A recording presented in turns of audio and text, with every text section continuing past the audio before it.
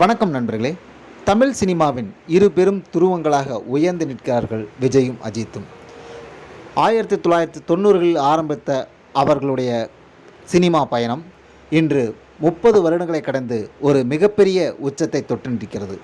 முதலில் அழகழகான காதல் திரைப்படங்களில் தங்களை நிரூபித்து கொண்டிருந்தவர்கள் கொஞ்சம் கொஞ்சமாக ஆக்ஷன் திரைப்படங்களில் நடித்து இப்பொழுது மாஸ் மகாராஜாக்களாக, வசூல் சக்கரவர்த்திகளாக திகழ்ந்து கொண்டிருக்கிறார். இவர்கள் இருவரும் இணைந்து நடித்த திரைப்படம் ராஜாவின் பார்வையிலே. இருவரும் இணைந்து நடிக்க வாய்ப்பிருந்து நடிக்க முடியாமல் போன திரைப்படம் நேருக்கு நேர்.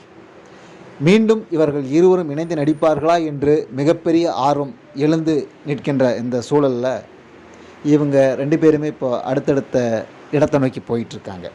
இதில் ஒரு முக்கியமான சுவாரஸ்யமான விஷயம் என்னென்னா, அஜித்து தன்னுடைய படத்தில் தன்னுடைய கேரக்டரோட பேர் விஜய் அப்படின்னு சொல்லி ஒரு படத்தில் நடித்தார். அந்த படத்தின் பெயர் ரெட்டை ஜடை வயசு. சிவகுமார் அப்படிங்கிற ஒரு புதுமுக இயக்குனர் இயக்கியிருப்பார். அபூர்வாங்கிற பேரில் மந்த்ரா அறிமுகமாயிருப்பாங்க. கவுண்டமணி ஒரு முக்கியமான கேரக்டர் நடிச்சிருப்பார். ஒரு மிகச்சிறந்த காதல் திரைப்படம். இதில் பாடல்கள் எல்லாம் ரொம்ப ரொம்ப நல்லாயிருக்கும். நன்றி நண்பர்களே.